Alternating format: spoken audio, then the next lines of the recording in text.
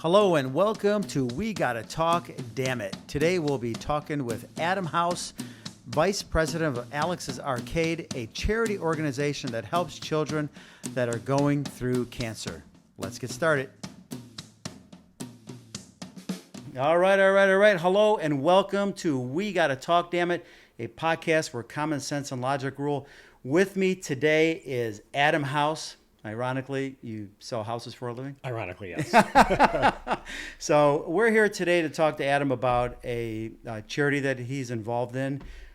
He is the vice president of, well, I'll tell you what, why don't you explain it? Sure. How it got started, why it got started, and then we'll take it from there. But this is, when I first found out about this through William, because you were on his podcast, yes. The Soup Can. Mine is better, William, just so you know. But he's gonna love that. Yeah. So he told me that you were on and what you did, and I think, God, did we speak over the summertime about this? Yeah, sometime over the summer. It was over the summertime, and then we finally got this together. I think a lot. I think COVID was an issue getting together and stuff like that. So finally, I said, got to have this guy on because this organization is absolutely incredible and it's growing, and I'm here to help you grow it some more. Excellent. So why don't you tell us about the charity and what it's all about? Yeah. So the charity is called Alex's Arcade, and we are a childhood cancer awareness organization, and it is created, the namesake is Alex. His parents, Nancy and James, started the organization because their son had cancer, and I always forget to say this, Alex is fine. Okay. I always tell the story and then forget to tell her because I'm used to seeing him and stuff that he's okay and he survived. Well, I know the story and I can't wait to you go in depth about it because what an incredible young man. Incredible young man. So Alex, at the age of 12, was diagnosed with Non-Hodgkin's lymphoma through, I think it was 92% of the bones in his body were affected. And this was stage 4. Yes, stage 4. So it was extremely serious, and pretty much what the doctors did was an experimental process to try to get him into remission. And he was going through 96 rounds of chemotherapy at a time, all different kinds of infusions and such. And I don't mean to interrupt you. When you say 96 rounds, Oh, I'm sorry, 96 hours. Oh, it's 96 hours. Yes. So he's doing chemo for 96 hours at a time. Yeah.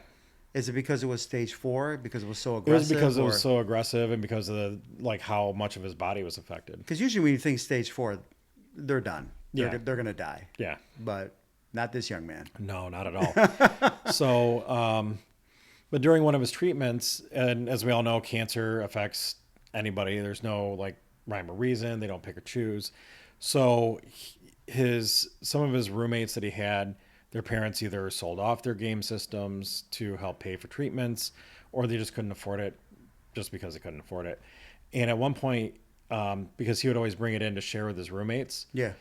And he told his dad that he wanted to try to help out everybody in the infusion center and the oncology unit by trying to put video games into all the rooms. So that way the kids could still be kids. Yeah. In a sense. You probably said this, but how old was he again? He was 12. He was 12 years old. 12 years old. Right. And he's going through all this stuff, and he's got the wherewithal to say, I want to share my Xbox with my friends. Yeah, he's worried about everybody else and not himself, which is really kind of cool. That's awesome. Yeah. So his dad hung on to that dream, and I want to say it was 2014 or 2015 in May. We actually got our 501c3 approved. Yeah. And we became pretty much a legalized, charity and all that. Alex, like I said, he is okay. He's graduated from Michigan State with honors in their zoology program. Yeah. And he works for the Detroit Zoo. Detroit Zoo. That's amazing. So he's how old now? 22. 22 years old. So he got that 10 years ago, stage 4. Yeah. And how long did it take before he was just in remission? He was. I want to say he wasn't in remission until. I'm trying to remember. I want to say it was 2 years later. 2 years. 2 or 3 years. For 2 years, he went through this extensive chemotherapy. I'm sure he lost his hair and all that stuff. Oh yeah, lost his hair. And the doctor, because Alex liked to play soccer, like, you know, a lot of kids do, and ride bikes and things like that. And he had told his parents about some pain, but just like all parents, are kind of like, oh, shrug it off. Sure. And they noticed something on vacation, and I guess he was actually shrinking because because the bone density wasn't there. Yeah. And the doctor had said at any point during any of the physical activity he'd done, he could have shattered his legs. No way. So he was really like on the brink of something really drastic. So this eats away at your bones, apparently. I guess. Yeah. I mean, I haven't researched the actual disease itself, but I do know, like, through what his parents have told me. I try not to talk to Alex about it just because, you know, he's lived through it. That's enough. Yeah, he's done with it. Yeah. I mean, he's been in remission for a number of years now. And as of right now, has the all clear. So, but he's got it. Does he have to have random tests to make sure that he's beyond the random testing now? Oh, he is. Yeah. So that's it. Yeah, he's done. So the chances of it coming back are slim to none. Very slim to none. Wow, that's incredible. So now that this has taken off, I mean, how successful is it, and where do you want it to go? So as far as where we want it to go, like, the organization itself has done a number of things. Like last year, and COVID kind of impacted this, we did make a donation to the Children's Hospital to kind of replace our initial donation. It was a $4,000 donation. It was a combination of games. I believe there was 8 Xbox 360s with controllers, and they also make adaptive controllers for, you know, kids who may, you know, not have all their fingers or hands and things like that. So Xbox actually they make that product for folks with folks with physical disabilities and limitations like that. That's awesome. Yeah. So we made a $4,000 donation to them at the end of the year. We also through various channels, we helped, I believe it was 20 families last year. So when we would do something like that, it would be typically a video game system of some sort, maybe gas cards for the family or grocery cards, things like that. So this is outside the hospital. Like, this is outside of the hospital. Okay. Yeah. Like, okay. James still has contact with some of the social workers there, and then people also contact our website too. Okay. We also had we started a scholarship for cancer survivors. Yeah, I read about that as well. Yeah, that's incredible. And Jeremiah was he's a senior. He just graduated from Ford High School this past summer. Yeah. And he was our first recipient. He was also battling cancer, and Alex got to give him the scholarship at his graduation party. That's incredible. Yeah. But over the years, we've done a lot. We've helped a lot of individual families. So do you still give to the hospitals, or is it more outside the hospital with the donations? We still give to the hospital, and we're trying to find another hospital to work with. Yeah. Because the game systems and things like that, it covers most of the oncology and infusion center at Detroit Children's Hospital downtown. So we're trying to find another hospital that we can start to work with and branch out a little bit. Yeah. We have helped like I said, we helped a number of families. We bought somebody a car one year.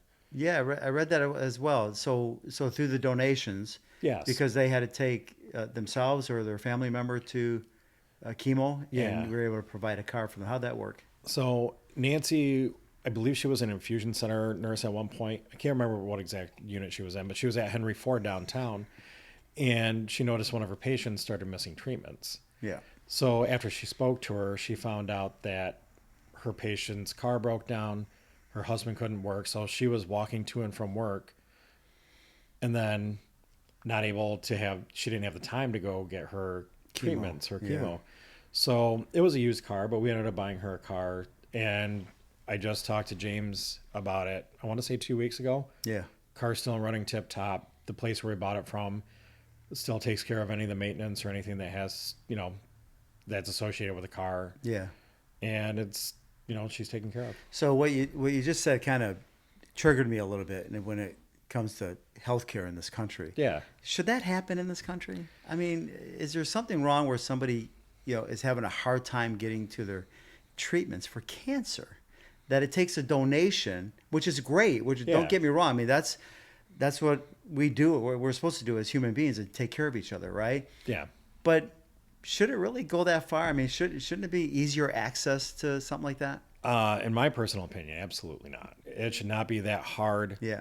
I was just, unfortunately, for an older person. I mean, I'm not old, but for somebody, I'm old. in their 40s, like TikTok is really a young person's game and all that. But I was watching TikTok this morning, and somebody who recently moved here from the United States, Yeah. found out that it costs money to give birth, and she was just completely blown away by it. Can I tell you something? Yeah. I saw that. I may have actually saw it on TikTok, right? Yeah. Where they interviewed somebody, and it's TikTok, so you don't know if it's accurate or not, but you have firsthand of that. Somebody Yeah. they were shocked that they actually had to pay for birth. Now, again, people will say, well, you're going to get taxed to death. And I say, you know what? I'd rather be taxed to death than the amount of money that I've invested in healthcare and got nothing out of it. You know what I'm saying? Yeah. And maybe possible bankruptcy with a lot of the bills that I've gotten over the years. So anyway, but go ahead, finish your story. Yeah. So, I mean, it just really shouldn't be that difficult for people to receive treatment. It shouldn't be something to where you have the struggle of, do I pay this bill, or do I take care of this, or do I die in the process? Yeah. Or get extremely ill in the process. This is going to lead me to a story that I heard through James at the hospital. It's extremely sad. There was a 2-year-old girl who, I don't know what kind of cancer she had. And the parents started visiting her less and less, and then just stopped showing up altogether. What? And disappeared on the payment part of it, disappeared on their child, the whole 9 yards. So the nurses, of course, noticed this. And the nurses kind of collectively started taking her on rounds and spending quality time with her as much as they could, because, they're in the hospital. Gave her a Christmas and a birthday and things like that until she ended up passing away at the age of 4. So The parents literally abandoned her? the parents abandoned her. And I mean, I don't know why. I mean, but I would assume that maybe it was the writing was on the wall and they couldn't handle being there during that process. I know I couldn't do that. I have 5 children of my own. Sure, I got 3 of my own. I can't even imagine. Or maybe it was the financial burden. And that's another thing that triggers me. I mean, healthcare in this country is all about how much money you have. Yeah. Right. And if you have money, you have health care. And if you don't, yeah. Best wishes. Yeah. I don't want to name names. I remember several people in the media and, all these actors and even politicians, they have these major, health issues, right? And they go in and out of the hospital. Money's not a big deal to them, right? And one of them even paid, he goes, yeah, I don't have health insurance. I paid cash. I don't want to mention his name because I don't want to get political here, but he's no longer with us anyway. But he was a loudmouth on political airways, and I remember one time he was bragging that he went to the hospital, but he didn't have health care because he just paid cash for everything. Mm-hmm. And wouldn't it be nice, right? I mean, it's so damn expensive, though, isn't it? I mean, I can't even imagine Alex's health, his insurance bills, and I'm sure they had insurance. Oh yeah. Yeah. Mm-hmm. So it must have been absorbent. I mean, I know my father was in the hospital with a broken shoulder. He was old. He's old. He's 90 years old, 91 now, and I think he was 89 at the years old. 89 years old. He broke his shoulder, right? And he ended up in the hospital with all other kinds of complications, and he was there for a month. Yeah. Right. Over $100,000 bill. I'm like, what? That's crazy. That's insanity. My mother was complaining too, but she goes, "What's this bill for $500?" Because you have Medicaid or whatever. Yeah. And she had to fork out like $500. Mom, that's nothing. Yeah, it's nothing. So, but yeah, I think healthcare in this country needs some work. I'm sure we can agree on that. Yeah, absolutely. Yeah. So because when you look at kids, like when I look at St. Jude's, I see these kids, right, with cancer. It's heartbreaking. Yeah. Right. And St. Jude's is just an incredible organization. No money comes out of the pocket of the parents. Mm-hmm. Do they consider that, James and Nancy, St. Jude's, or no? They probably good insurance, probably didn't matter, but I don't think they considered that. No, I don't think they did. Because Nancy, I don't think she was working in the healthcare industry at the time. Yeah. And James's job, they had insurance. They had good insurance. Yeah. So what's the ultimate goal here with this organization? I mean, I could see it's just doing some great, amazing things, because I think, like these poor kids are, right? They're just sitting there getting chemo and they just want to go out and play. Yeah. And, the idea of giving them something while they're there, it's just an incredible idea. It's an amazing gesture to say, hey, listen, you're still a kid, right? And continue being a kid while you're going through this, as heartbreaking as it is. So, but what are the ultimate goals of this organization? We mainly, when we try to figure out where we're going, it's kind of a year by year thing. Okay. Just because needs may arise at the hospital, or we may, if we just took care of the hospital like we did last year, then the focus may shift more towards families, which I believe is going to be our path this year. Okay. We haven't really sat down this year to plan next year yet. Okay. But usually we of course take donations of used video games and video game systems. There is a local establishment called Disc Replay who will give us credit regardless of what we turn in. Okay. And we use that to buy new systems. Okay. Because everything, if we donate it to either a sick child or donate it to a hospital, it has to be factory sealed and sanitized and all that kind of stuff. Yeah. So we take donations in that way. We have a couple of fundraisers every year. I was going to ask you about it. How do those fundraisers work, and how do people get involved in that? So we do some on social media to where whether it's myself or one of the board members' birthdays, typically we raise money for Alex's Arcade. You can choose, if you go to Amazon.com, you can choose to have a portion of your purchase be donated to Alex's Arcade. On Amazon? Yes. Wow. So you guys are big business. We're not big business. Well, I'm just saying, to be able to do that through Amazon, I'm sure you had to go through a approval process and stuff like that. Yeah. Yeah. As long as you're 501c3, I forget what it is, but if you have your 501c3. Yeah. I'm familiar with that. My kids, and you go through guides. We're in all kinds of sports. So, they did fundraisers, so they had to have that. Yeah. I want to say that I think they go through GuideStar for their verification process. Okay. And as long as you're verified on there, you can you can register your nonprofit there. So we've done that. We have a bowling fundraiser in March. Okay. And so real quick, back to the Amazon. What do they have to purchase? Yeah. So they would just, the settings have changed a lot. Back when I first started doing it, you had to go to smile.amazon.com to make your purchases. But now you can just do it straight through Amazon. And you can go and select a nonprofit. Before you purchase. And it'll say every time, your donation is going to XYZ nonprofit organization or XYZ charity. But you get to pick. Yeah, and you can pick whichever one you want. So if I wanted to purchase something on Amazon today, and I can, I can look you up, and part of that purchase will go to, or do I say how much money I want to donate? It's I think it's a half a cent for every dollar. Okay. So if you spend $10, 10 cents of it goes to Alex's Arcade or whatever charity. And so that money gets allocated to buying Xbox systems or, like you said, the scholarships. Yes. And stuff like that. Yes, so, absolutely. Okay, yeah. We also have a bowling fundraiser in March. Count me in. I can't bowl, but count me. That's so. That is. I think we're going to do it at Classic Lanes this year. The bowling alley that we were having it at closed because of COVID. Yeah. So we had to change locations this year, and just like a lot of stuff we do, we try to. I mean, that's more of an adult event because it's a Friday evening. Yeah. Or Saturday evening, but it's more. We just try to have fun and relax. Sure. Because we're there to raise money for kids and have a good time. Sure. We also have a golf outing in September. And I would love to just volunteer. There's no way I'm swinging a golf club. It is. There is a lot of hijinks on the golf course. Really? So, I was dressed as Santa Claus for the first part of it. That's funny. But once it started getting up to 80, 85 degrees, I couldn't do it anymore. Yeah. I had to take it off. Yeah.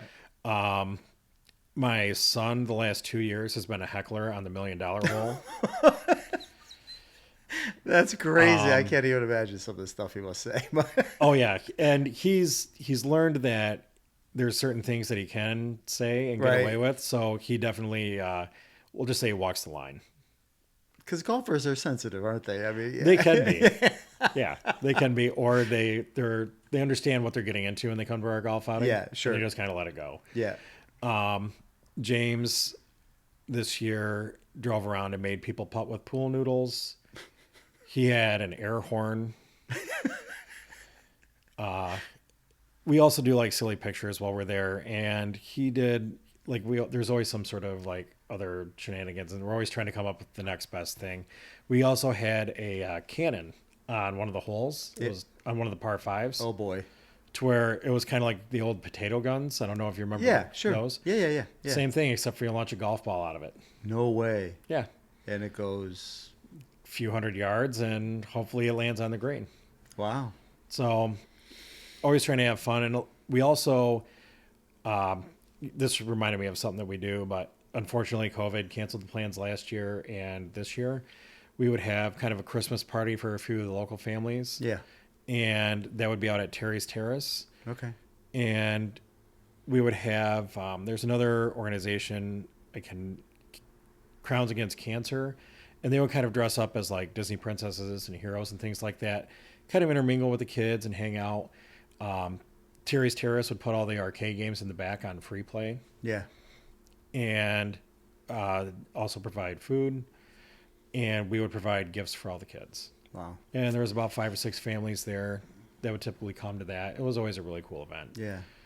I tell you, that's some great stuff. And of course, I'll put in my description how people can get more information on this and stuff like that. But real quick, Yeah. I mean, I'm sure you got a website or an email that people can go to get more information on this particular charity, the fundraisers, how to even just to donate. Yeah. So the website, unfortunately, is under construction. Okay. But it is alexsarcade.org. Okay. And it's ALXES. Okay. ARCADE.org. Okay. And then for more information, you can always contact info@alexsarcade.org. Okay. There's, of course, Facebook, Instagram, and right now our website address redirects you back to our Facebook page. Okay. And I'll make sure I put all that in my description as well, so people can find a way to do it. So, but I wanted to ask you, did Alex, did he have any siblings? Yes. So he has an older sister and a younger brother. So how did they handle that? What he was going through? I mean, that must have been tough. Because as parents, you're a family. I mean, we have family. Yeah. So you're devoting all your attention, on one person for good reason, obviously. And how does that whole dynamic work with the kids? It must have been a little rough, or maybe even they were understanding. I don't know. How would that work? Yeah. So to my understanding, Ryan, the youngest, when Alex first got sick, that would have made him about 9, and Courtney is only a year older. So Courtney was 13. Okay.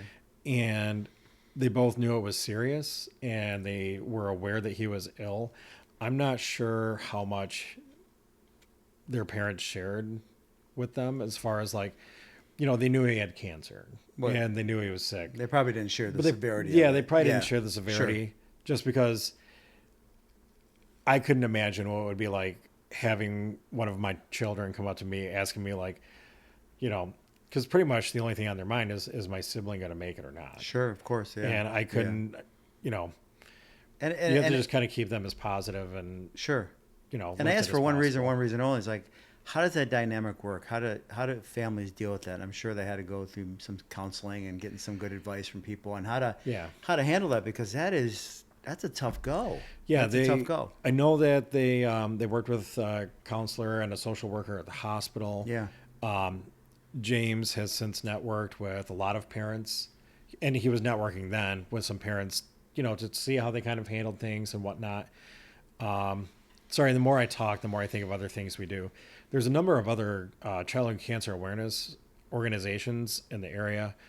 One that we particularly work quite a bit with is J.D. Marshall's. There's Comedy for Cancer, and he has a couple of linear organizations that are cancer related.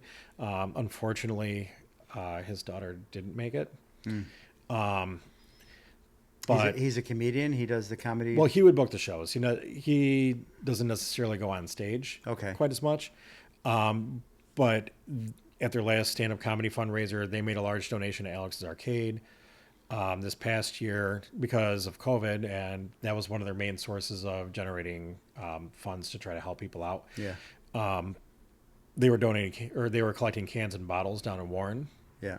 So we would donate cans and bottles, or we made a cash donation to them last year. I'm not sure what the amount was, but Yeah. it was just one of those things where they're like, "Hey, we wrote the check," and we're like, "Okay, good." Yeah. You know. Sure. Yeah. Well, it sounds like this is going very well, and which is super exciting. And I hope it continues to grow. And whatever I can do to help through this, form of media, I'll be more than happy to help you out in any way. Like I said, I'll put all the information on my website as well, and in the description on the YouTube channel as well.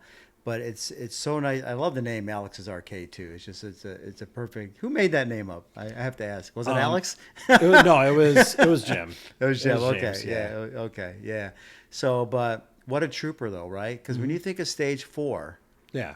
I mean, I do triathlons, I run, I bike, all that stuff, and there was you think that, wow, we're healthy as can be and nothing can happen to us, right? Well, a grown adult, one of my triathlete friends, actually one of my mentors, she and I think this is something to be said about listen to your body, right? And we love her to death. She was a great inspiration for a lot of people, and she was feeling some discomfort and stuff like that, and just kind of, some of us can be kind of stubborn, triathletes, right? We're stubborn, especially as adults, oh, I'm fine. Well, one thing led to another, and it got to a point where she couldn't handle the discomfort, and the doctor said, you're stage 4 esophageal cancer. Oh, wow. And Karen, may you rest in peace. We love you and always think about you. So, so it's a tough thing to watch, whether young or old. I mean, especially young, of course, because they don't know, right? They're not thinking, oh, I might die, right? But adults, we know we're going to die, and they're just like, they're kids, right? They just want to be kids. And the fact that you guys turned around and then he had this idea of bring my Xbox with me and I want my friends to play. It goes to show you that at that time, he just wants to be a kid. Yeah. Right. So, but good for him and good for you guys for doing this. And is there a mailing list to get on, for upcoming stuff or no? We haven't put out a newsletter in quite some time. We would normally keep that on our website. Okay. But that's under construction. Yeah, right now it's under construction, so it's just mainly on the Facebook page. I would definitely recommend, going to the Facebook page. If you search Alex's Arcade, it'll come up. Or if you go to our website, it'll redirect there. Okay. And we have an events list there. Okay. So you, congratulations on your success with that. And I'm definitely going to look into your fundraisers and all that stuff, because it sounds like a great charity to be part of and to donate time and money to, so which is absolutely incredible. So thank you. Let's see if we can get William to come with us. Yeah. So speaking of William, we're going to talk about something a little bit on the lighter side real quick, okay? Sure. So you have this Christmas card, I don't know how to say it, but thing that you do. So explain the Christmas card giving that you do. So my buddy, I met through stand-up comedy, and he started doing a podcast a number of years ago. And it's, of course, evolved and whatnot since. But probably about 7 or 8 years ago, he discovered that not everybody gets a Christmas card. And he was just kind of, baffled by this fact. So he posted on his Facebook, if somebody wants a Christmas card, please let me know. Send me your address and I will send you a Christmas card. And I just noticed what you wrote on the back. And normally he would ask, especially if somebody has kids, because like I said, we met through stand-up, if you want it clean or if you don't mind it being a little dirty. And then he would send you a Christmas card. And this year it's him in some overalls with a Santa hat and a beard saying something like Santa is EI drunk.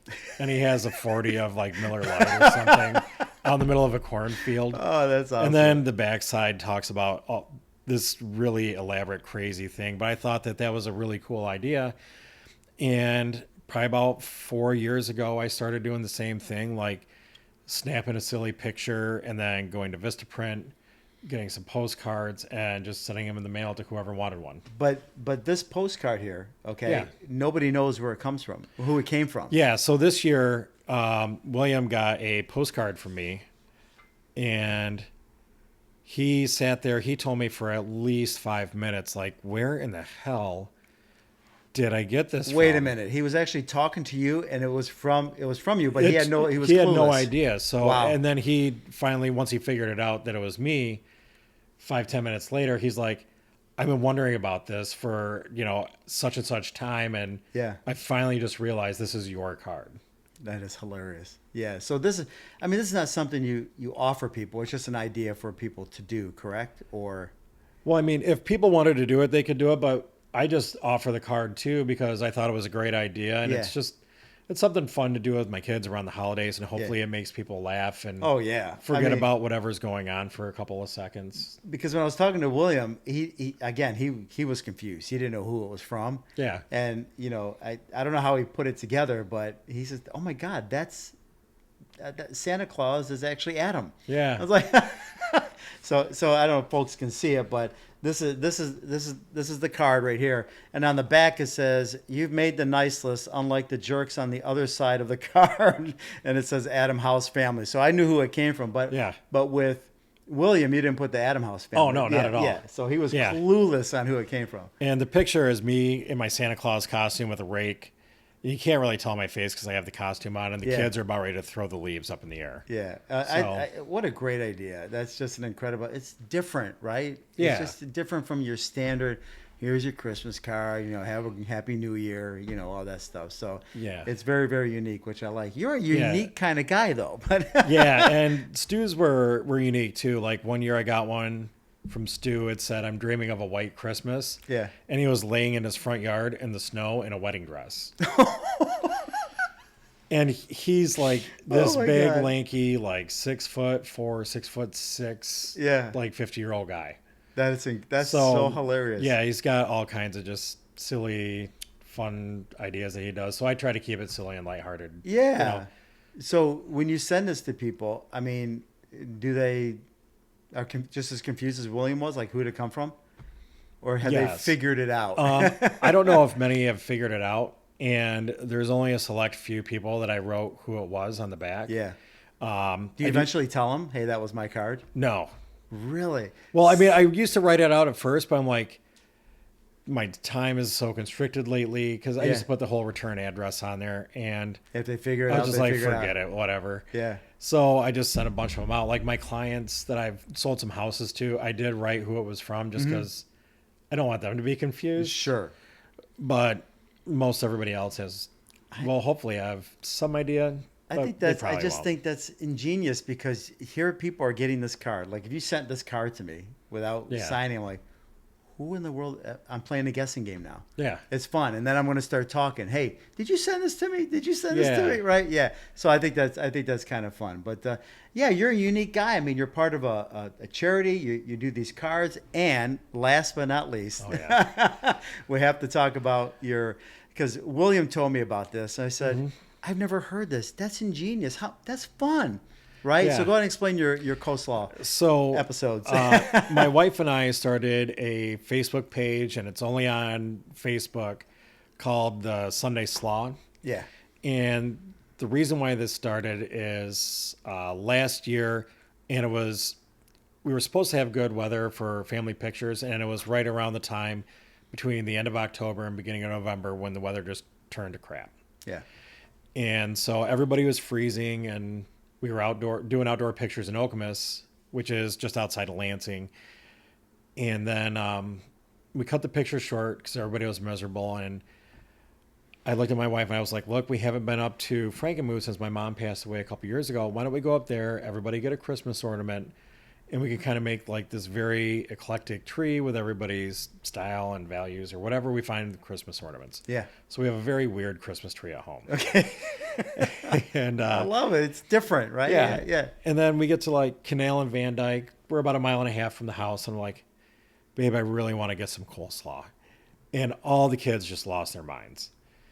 freaking out. We've been on the road for 7 hours. I can't believe you want to go to the store. They want to go home. Drop us off. Yeah. And I was like, oh, absolutely not. And I looked at my wife. I'm like, we have to document this. We can do it every single Sunday, and we can eat coleslaw on Facebook Live, and we'll call it the Sunday Slaw. Like, it just rolled off my tongue. And then I get to Vince and Joe's on Garfield, and I open the door, and I stand in the parking lot, and I go, hey, kids, after this, we're going to Big Lots. And I slam the door closed.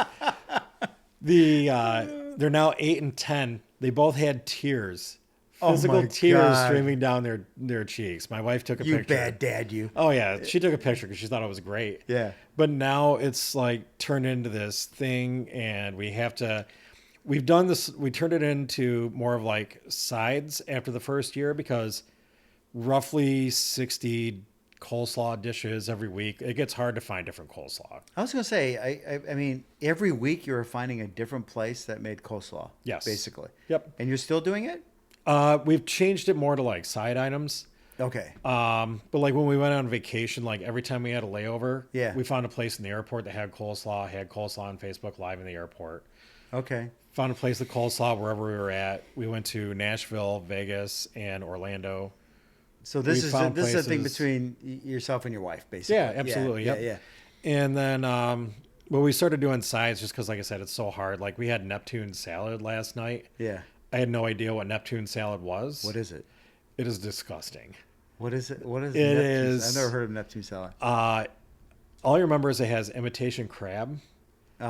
And I actually spit it out. Already, it sounds on gross. The camera. Yeah, it was just disgusting. I don't like imitation crab. I know they put a lot of that in sushi, I think. I don't know. Yeah, I don't know. But it was just horrible. But we just kind of do it for laughs, and her and I, make fun of each other back and forth a little bit and eat some coleslaw. And you guys, I mean, that's about it. I know somebody who does, every year they do a chili off, right? Yeah. Everyone makes chili, right? That's a very common thing, right? Oh, yeah. You should do that for coleslaw. So, invite people over, and nobody knows whose coleslaw is who, and they vote who's the best. That'd be kind of cool. We haven't done that. We have done, we did some guest appearances.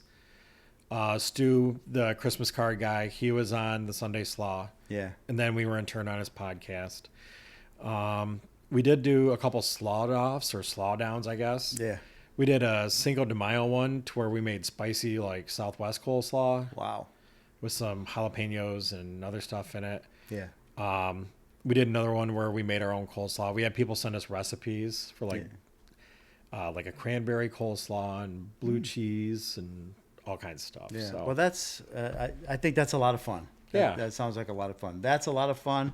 I know, the charity now obviously is a lot of fun. I mean, because, it's doing good. Yeah. Right. Oh, yeah. It's doing a lot of good, and people are coming around having fun and knowing that it's going to a good cause. So you're an awesome guy. Thanks. Yeah, that's all there is to it. And you sell houses, and I sell houses, and we got a lot in common. So that's good. Right. That's good. How's the real estate business nowadays? Good. In your opinion? Good. Yeah. Right now, it's kind of like if it was to be a normal, like just housing market, that's how busy we all are at this time. So it's. I mean, it's not. I mean, but that's odd for the holiday season. What's that? That's a little odd for the holiday season, though. To be busy. Yes. Yeah. Well, I mean, if you look at the, the inventory right now, it's so low. I mean, people still want to buy houses, right? Yeah. So so you're still looking. So anyway, that's a whole nother podcast, real estate. So, but Adam, thank you so much for coming on today. I really appreciate it, and maybe we can do another episode and talk about new things that are going on with with the charity. Yeah. I think that would be great. If you want to give another plug on where do people go, but I'll also put it in my description. To give people the opportunity. So, these fundraisers sound like a blast. Please let me know when you do these. I'll be more than happy to come. And I'm sure, do you do like silent auctions and stuff like that? So it's funny you mentioned that. Yes, we do silent auctions, and James's mom and her friend Jackie do get a lot of the auction items, and there are a lot. Okay. Jackie and his mom Marlene are both retired. Yeah. And I have a funny story about one of the auction items. So one day, then this is for the golf outing. James gets a box addressed to his mom from Lover's Lane at his door. And of course, I met James through stand-up comedy as well. So at our next board meeting, when we started talking about the raffle items we got, we started making fun of his mom. I'm not going to say some of the things we said. Mm-hmm. Some of the things that were in the box, she needed an explanation on. And it was, it's just very entertaining. But yeah, we've gotten like 4 packs for golf to whatever the golf course is on Mackinac Island. Yeah. Merlene's neighbor has his own pilot's license and plane, and he'll do private aerial tours around the city for one of the raffle items. Yeah. And of course, like your typical like TVs, Yeti coolers, stuff like Sure. that. So yeah, a lot of different stuff. Well, I do, like I said, I do landscape and be more than happy to put something in there to offer a free lawn service or that'd be whatever, cool. something like that. Yeah, my son, he's a personal trainer. I give him a plug. No Bull Personal Training. Check him out. I'm sure he'll be more than happy to do like a free evaluation on somebody or something like that. So I can talk to him about that as well. So, Gotcha. But anyway, thank you so much for joining me today and spreading the word of hope and love and happiness, and because that's especially nowadays, right? I mean, we need more of that. So, but thank you so much for coming in. I really do appreciate it. Oh, my pleasure. Absolutely my pleasure. So, my pleasure. See, there goes that Invisalign, right? Yeah. I was telling him in the beginning I have Invisalign on, and sometimes it you slur a little bit. They warned me that sometimes it may be difficult. But thank you for joining me today on We Gotta Talk, Damn It. If you want any more information on this podcast as well as any other podcast, please go to www.wegottotalkdammit.com. You can find all the different podcast platforms that we're on, as well as Facebook and, of course, YouTube. Subscribe, hit the notification button for upcoming episodes. And super excited about today's episode, and I hope you enjoyed it. If you have any questions, comments, concerns, please let me know. Otherwise, below in the description, you'll find all the information that Adam was talking about today. So thank you very much, and have a great day. Merry Peace Christmas. out. Merry Christmas, and Happy New Year. All right. Thank you for listening to We Gotta Talk, Damn It. For more information on this podcast as well as other podcasts, please go to www.wegottotalkdammit.com. Thanks for listening, and have a great day.